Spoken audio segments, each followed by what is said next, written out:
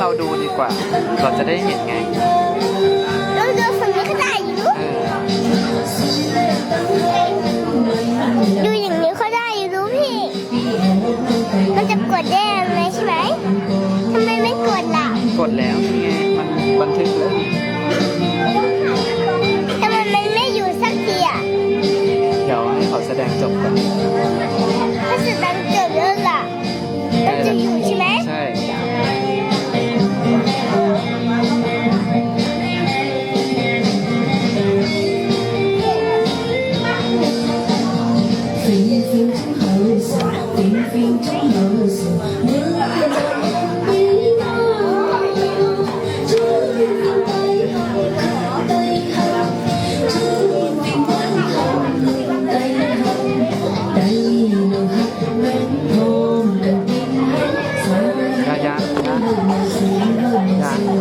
แสดงจบก่อน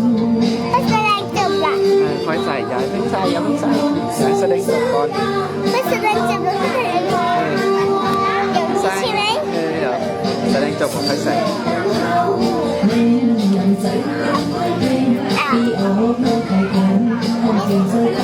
มันจะจิ้มมือนะเนี่ยมาจิ้มฟันนะ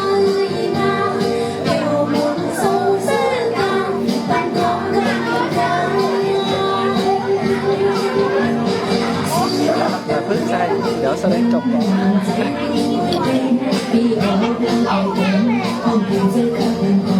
จะจิ้มเจ็บอ่ะไม่เป็นตรงนี้เลยทำไมไม่เป็นตรงเนี้ยเดี๋ยวเสร็จแล้วค่อยใส่นี่ทำไมไม่เป็นอ่ะ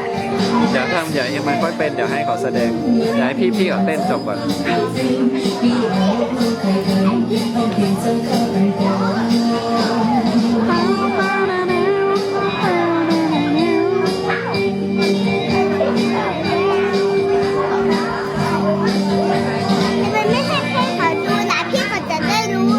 เอาล่ะเดี๋ยวค่อยให้ดูไงดูตอนจบ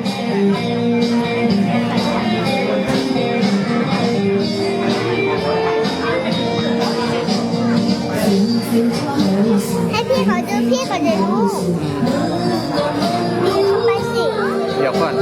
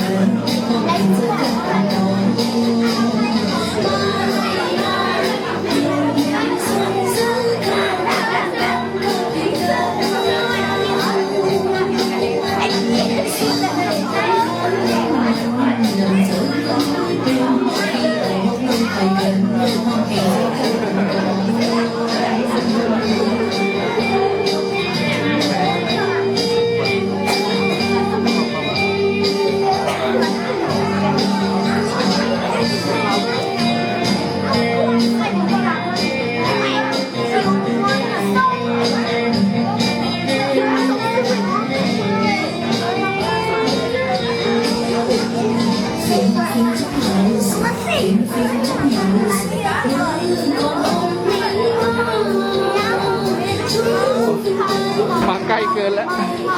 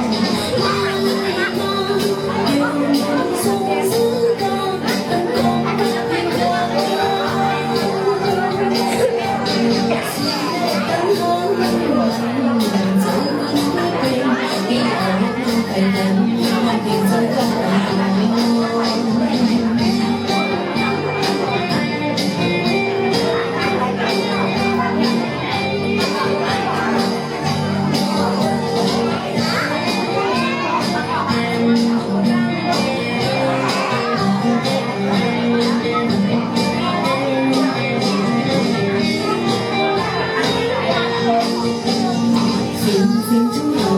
cho kênh